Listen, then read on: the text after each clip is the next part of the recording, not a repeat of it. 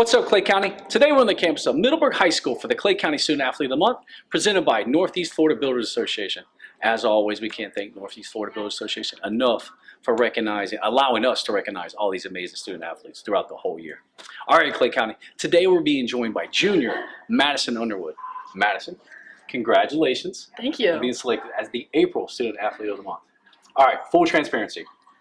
Academics, you're doing amazing things on the campus of Middleburg High School, and I've been thinking about it for like 2 days. How are we going to fit all this in a time segment that Terry doesn't get mad at me? And that's going to be the hardest part of today. I just want you to know that. So let's do this. Let's dive right in to the academic part. A 4.0, a 4.58 weighted GPA. Like, where does that drive to be successful in the classroom come from?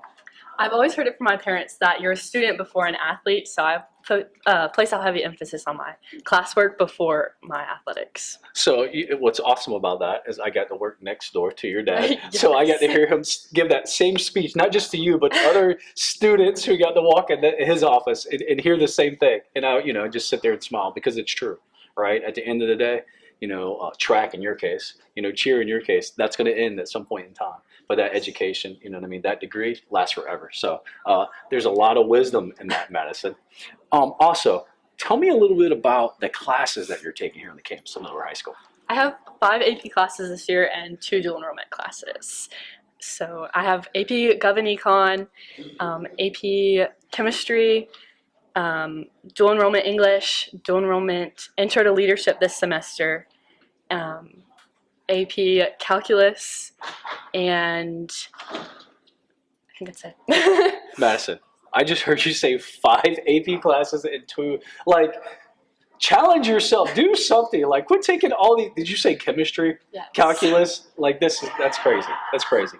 And that, talking about being successful in the classroom with a 4.58, but taking classes like that, like, that's I'm kind of speechless of talking about that type of rigor. You know what I mean? Great job for you to challenge yourself, and a great job of being successful and succeeding with a 4.58. That's amazing. Thank you. All right, but getting it done in the classroom and challenging yourself with chemistry and AP and dual enrollment is not it.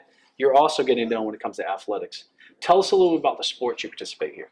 So I'm on the cheer sideline and competition team, the girls weightlifting team, and the track team. Awesome. And I see, as we picked out this graphic, I see you're all over the place here. Yes. That's awesome. Great job for you.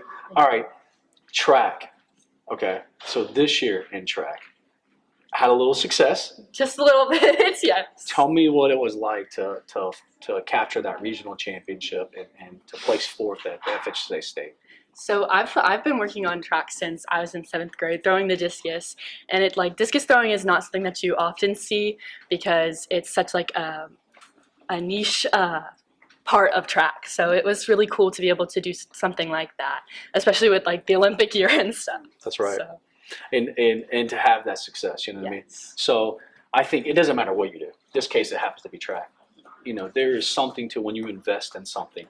When you invest that much into something and then you get to get paid, so to speak, with that medal of a championship and that 4th place finish, it just has to like feel good to know like it worked, right? All these things that my dad told me, right? It worked, right? Is that how it was? Mr. Hugh told me. Yes, Bronco Bob. I love it. All right, but again, track's not it. Girls weightlifting, state placer, cheer, obviously, as we talked about.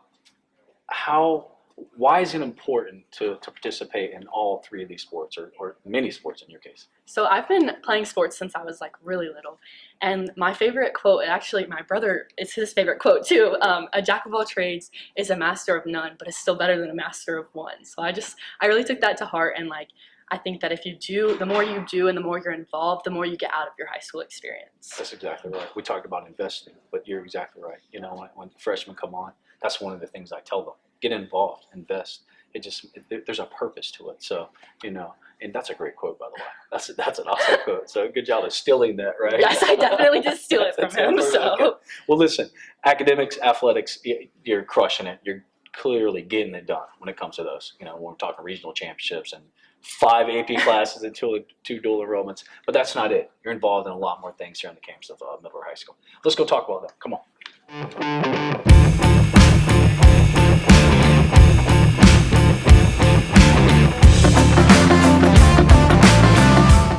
Clay County, we are back here on the campus of Middleburg High School with junior Madison Underwood.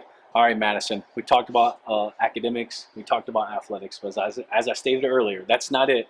You're involved in so many clubs, community, like volunteering, like you do it all, Madison. You do it all. And that's one of my questions for you when we get to there. But I see that you're involved with Bronco University, AP Capstone, ALC, Virtual Teaching Academy through what is the Virtual Teaching Academy through UNF?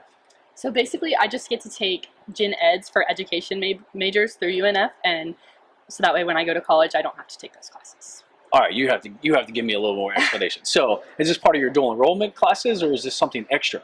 It's something extra. It's an extra dual enrollment opportunity. So, 5 AP classes, 2 dual enrollment classes, and then you're just doing extra stuff just to go into education. Is that what you just said to me? Yes. Yes. That's awesome. Great job. A great job again of just challenging yourself to a whole nother level. Like it's extremely impressive what you're doing. I mean that. Which leads me to that question: how are you able to not only balance these sports in your grades and all the stuff that you're doing, but balance it and have success at arguably the highest level? Well, I definitely have like a great support system here within the school. I have great teachers who I can talk to about missing assignments and who let me retake tests if I miss a day. And my family at home is super supportive of everything that I do as well. That's awesome. You know, when you think about pouring into a kid, please forgive me. You know, when you think about that as a teacher or as any support staff, and then as your parents, and then see them, you know, be successful at that level, that's got to make them feel good too. So I just want you to know that. So I'm kind of speaking on their behalf, but you know, keep doing what you're doing. You know what I mean? That's why people come into this particular profession is to see kids like you be so successful. All right, volunteering. So again, as I talked about, 500 hours of volunteering. I see it through cleanups, the Christmas events down in elementary, which I know was absolutely amazing. And then, you know, reading it to elementary students, just being a role model for these young kids. Why do you feel like it's so important to give back, to volunteer? Volunteering is something that's been also pushed to me from a very young age. So I've always like wanted to help people, and like especially like being here at this high school, especially through the Athletic Leadership Council that you helped start, I learned that servant leadership is the best way to lead. And if I want to be a leader in this community, and if I want to come back and help through education one day, then I need to set the groundwork now for these students that are coming up. Madison, there's no need for me to even speak on that, because that's exactly right. As you know, like servant leadership is extremely important to me. You know what I mean? I've been so fortunate to be the beneficial of people being servant leaders in my life. So I know the power and the impact that makes. So great job of seeing you doing the exact same thing to future Broncos and really future generation period. So, all right, Madison. Again, academics 4.58, athletics 3 sports. I mean, again, you're a unicorn. That really doesn't take place. All the clubs, community involvement, over 500 volunteer hours. It's easy to see why Middleburg High School nominated you for the Student Athlete of the Month, and it's easy to see why the committee selected you. So let's do this. Let's go make you the official April Student Athlete of the Month. Come on.